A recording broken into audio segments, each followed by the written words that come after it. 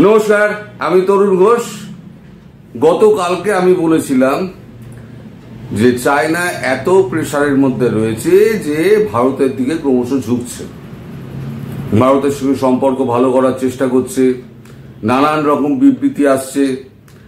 আজকে কাগজে একটা বেরিয়েছে খবর, চমকানোর মতো। ফাইন্যান্সিয়াল এক্সপ্রেস খবরটা করেছে, মার্কিন চীন শুল্ক যুদ্ধ তীব্রতর হওয়ার সাথে সাথে আঞ্চলিক সহযোগিতা বৃদ্ধির জন্য প্রধানমন্ত্রী মোদীকে আমন্ত্রণ জানিয়েছে বেইজিং। খেলায় বললে সব গাছে উঠে যায়, বুঝলেন। লেখা হয়েছে বিশ্ব বাণিজ্য যুদ্ধ, চীন এই বছরের শেষের দিকে সাংহাই সহযোগিতা সংস্থা এসসিও শীর্ষ সম্মেলনে যোগদানের জন্য প্রধানমন্ত্রী মোদীকে আনুষ্ঠানিকভাবে দেশটির সফরের আমন্ত্রণ জানিয়েছে ভারতে চীনা রাষ্ট্রদূত জু ফেইহং, নামটা এমন না। আমন্ত্রণটি নিশ্চিত করে বলেছেন, এই শরতে এসসিও শীর্ষ সম্মেলনে প্রধানমন্ত্রী মোদীকে চীন সফরের আন্তরিকভাবে স্বাগত জানায়। টাইমস অফ ইন্ডিয়া লিখিত প্রতিবেদনে জু আরও বলেন, চীন, ভারত এবং অন্যান্য এশীয় সদস্য রাষ্ট্রগুলির সাথে যৌথভাবে একটি বন্ধুত্বপূর্ণ, ঐক্যবদ্ধ এবং ফলপ্রসূ শীর্ষ সম্মেলনের আয়োজনের জন্য কাজ করতে প্রস্তুত, যার লক্ষ্য এসসিওকে উচ্চমানের পর্যায়ে নিয়ে যাওয়া, উন্নয়নের পর্যায়ে নিয়ে যাওয়া।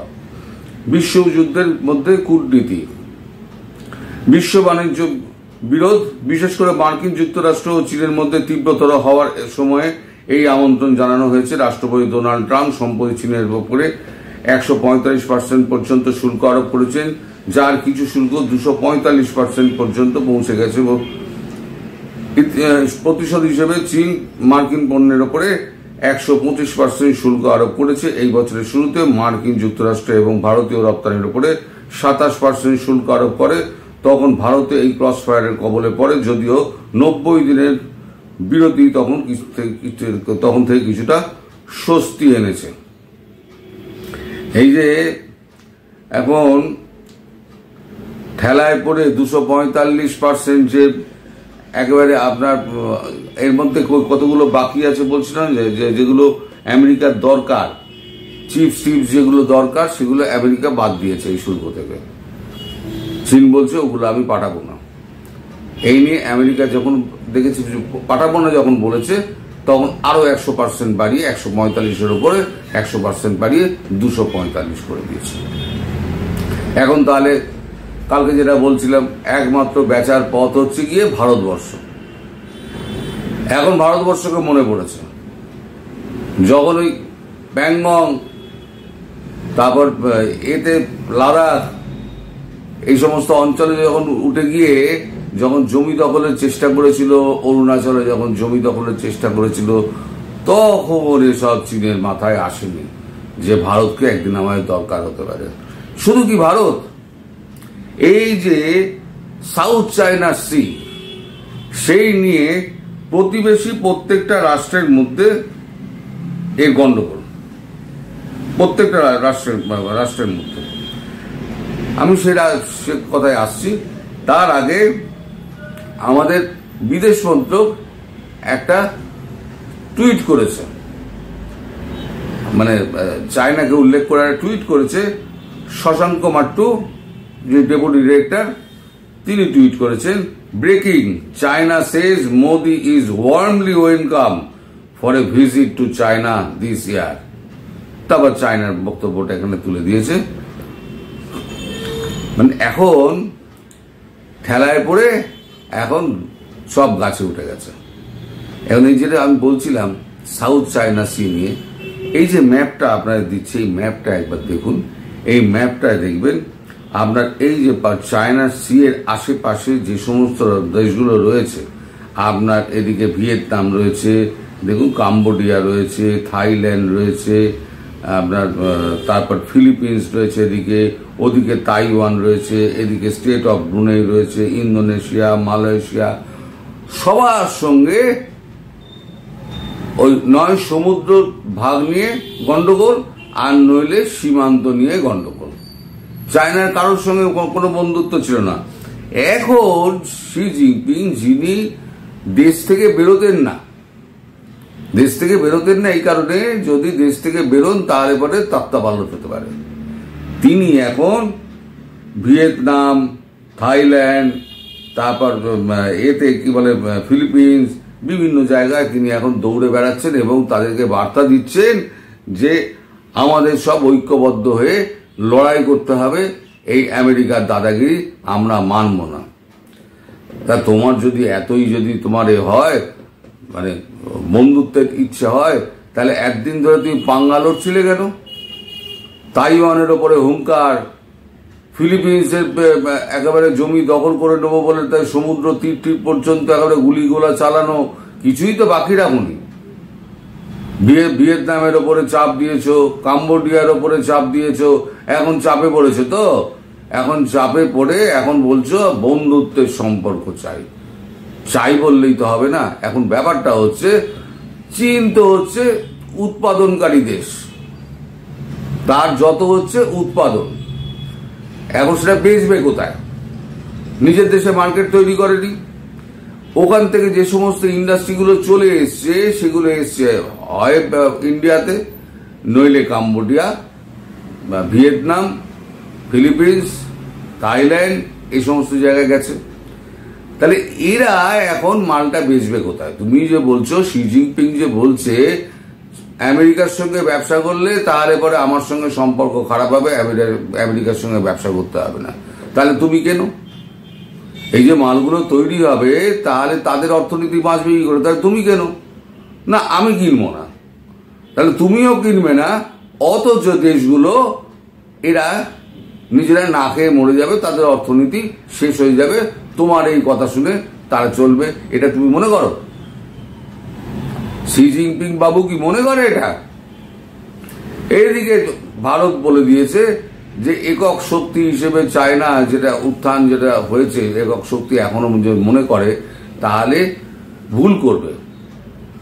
এইভাবে যদি বুলিং করা হয় ভারত কিন্তু তা মেনে নেবে না। ভারতের ব্যাপারে কিন্তু বলেনি একবারও, ভারত বৃহৎ শক্তি, ভারতকে বলেনি, বলেছে ছোট ছোট দেশগুলোকে। আর ভারত এই ছোট ছোট দেশগুলোর পাশে গিয়ে দাঁড়িয়েছে। ভারত বলেছে এদের ওপরে বুলিং করা চলবে না, তোমার সঙ্গে আমেরিকার যা গন্ডগোল আছে তোমরা মিটিয়ে নাও, আমরা যেমন বাণিজ্য চুক্তি করছি তোমরাও বাণিজ্য চুক্তি করো, বাণিজ্য চুক্তি করে তোমরা বসে মিটিয়ে নাও, কিন্তু অন্য দেশের ওপরে বুলিং করতে পারবে না। তাহলে এই পরিস্থিতির মধ্যে দাঁড়িয়ে এবার দর্শক আপনারা বিচার করুন, বাংলাদেশের ওই ছোট্ট ভূখণ্ডের মধ্যে নাক গলা দেশে যাবে? তাইওয়ানকে এখন কোনো ট্যাটু করছে না তাইওয়ানের ব্যাপারে, ফিলিপিন্সের ব্যাপারে মুখে আঙুল, ভিয়েতনামের ব্যাপারে মুখে আঙুল, ইন্দোনেশিয়া, তারপর কাম্বোডিয়া, সব কিন্তু এখন কারোর ব্যাপারে কোনো কথা বলছে না, কোনো যুদ্ধের কথা নেই। ভারতের তো ছেড়ে দিন, সীমান্ত থেকে 3 কিলোমিটার পেছিয়ে গেছে, এখন সব ভালো ভালো কথা বলছে, এখন আমন্ত্রণ জানাচ্ছে। কারণ গত বছরের এসসিও মিটিং এ মোদী যাননি তো, পাঠিয়েছিলেন ডক্টর জয়শঙ্করকে। এবারে যাতে মোদীজি যান তার জন্য এই মানে আমন্ত্রণ গুলো একেবারে জানানো হচ্ছে। বলেছিলেন খুব শিগগির শি জিনপিং নয় ফোন করবে, আর নইলে পরে ভারতবর্ষে দৌড়ে আসবে। শি জিনপিং একটা আমন্ত্রণ করেছে, এটা হচ্ছে প্রথম ধাপ।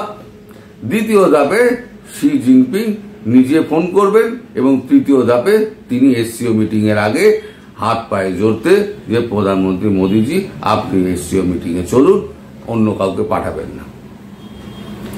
তাহলে এই অবস্থায় বাংলাদেশ যদি মনে করে যে তিস্তা প্রকল্পে চীন গিয়ে তাদের অর্থায়ন করবে, তাহলে তারা মূর্খের স্বর্গে বাস করছে। তাদের বিচার বুদ্ধি বিশ্লেষণ কূটনীতি এ সমস্ত তারা কিছু জানে না। তারা মনে করে যে আমরা হচ্ছে গিয়ে আল্লাহর সুপুত্র, আমরা জেহাদ করে আমরা গাজবায় দিল্লি করে নেব। দিল্লির ম্যাপটা নতুন করে করা হয়েছে, মাহফুজ আলম নতুন করে দিল্লির ম্যাপ করেছিল, সে সমস্ত আমার কাছে আছে, রেখে দিয়েছি, এগুলো সময় মতো কাজে লাগবে। তা এখন তারা দেখছে যে চীনও পাশ থেকে চলে গেল। আর ইউনুসের হয়ে গেছে মহা মুশকিল।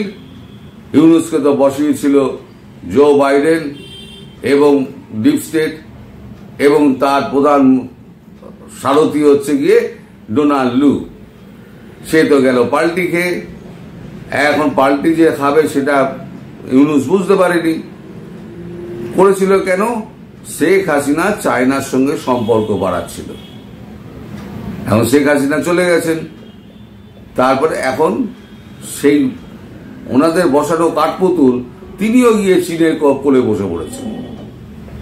দেশ আমরা দুজনে হাত বেলাই। চীনকে পরিষ্কার বলে দেওয়া হয়েছে ব্যাকডোর চ্যানেলে, আপনি পাকিস্তানকে সাহায্য বন্ধ করুন,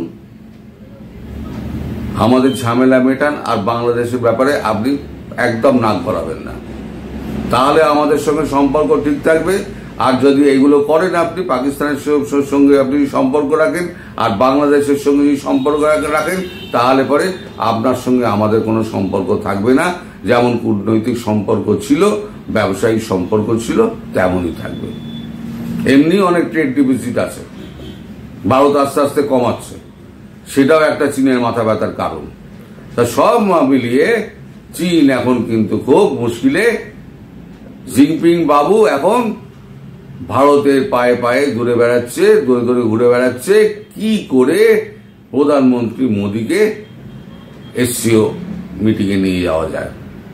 এবং খুব শিগগিরই দেখবেন প্রধানমন্ত্রী হয়তো যাবেন, তিনিও তো কম খেলুড়ে নয়, তিনি যাবেন, এবং খুব শিগগির দেখবেন হয়তো এরম একটা ছবি আপনাদের সামনে উপস্থিত হতে পারে, যেখানে মোদী সাহেব এবং শি জিনপিং একত্রে দাঁড়িয়ে করমর্দন করছেন। সাইডলাইন বৈঠক হতে পারে, ওখানে কিছু একটা হতে পারে, কারণ ভারতও চাইছে আমেরিকাকে একটু চাপে রাখতে। এখন চাপের রাজনীতি হচ্ছে, কারণ ট্রাম্প এখন খুব মুশকিলে পড়ে গেছে। ট্রাম্পের অবস্থা খুব খারাপ, দেশের মধ্যে বিদ্রোহ শুরু হয়েছে, মূল্যবৃদ্ধি চরচর করে বাড়ছে। এখন সব কটা দেশ মিলে যে সিদ্ধান্ত নেয় আমরা ট্রাম্পের থেকে কিছু নেবও না, আমরা ট্রাম্পকে কিছু দেবও না, তাহলে কি হয়ে গেল? ট্রাম্প তো এক ঘরে হয়ে গেল। তোমারও তো জিনিস চাই, তুমি তো বিলিয়ন বিলিয়ন ডলারের তুমি মাল কেনো, মালটা তো বিদেশ থেকে কেনো, তোমার তো চাহিদা আছে, তোমার মার্কেট আছে। তারা যদি এখন তোমার মাল বেচা বন্ধ করে দেয়, বাকি বিশ্ব তো পড়ে রয়েছে, বাকি বিশ্ব নিজেদের মধ্যে ব্যবসা করবে, আমেরিকাকে বাদ দিয়ে দেবে, তাহলে আমেরিকা হয়ে গেল এক ঘরে। সেটাও ট্রাম্পকে ভাবাচ্ছে। ফলে ট্রাম্প এখন পড়ে গেছে এখন ওই ইঁদুর কলের মধ্যে। ট্রাম্প না পাচ্ছে বেরোতে, না পাচ্ছে বাইরে আসতে, তার জন্য তড়িঘড়ি এখন ভান্সকে পাঠিয়েছে, যাও বাবা গিয়ে এখন তাড়াতাড়ি চুক্তিগুলো করো, গিয়ে কোনো রকমের ঠান্ডা করো ভারতবর্ষকে, মোদীকে ঠান্ডা করো। এই ব্যাপারে আজকে 7টার সময় আমি যে মিটিংটা এটা ভিডিওটা করবো, সেটা 7টায় বলবো যে মোদী এবং ভান্সের সঙ্গে কি কথাবার্তা হলো।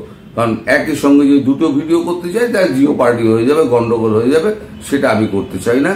একটা ভিডিওর মধ্যে থাকুক, এটা আমি একটার সময় ছাড়বো, আর একটা পরের ভিডিওটা যেটা ভান্স আর মোদীর বইটাও সেটা 7টায় ছাড়বো। ততক্ষণ অপেক্ষা করুন। আপনারা সবাই ভালো থাকবেন, সুস্থ থাকবেন এবং সাবধানে থাকবেন। নমস্কার।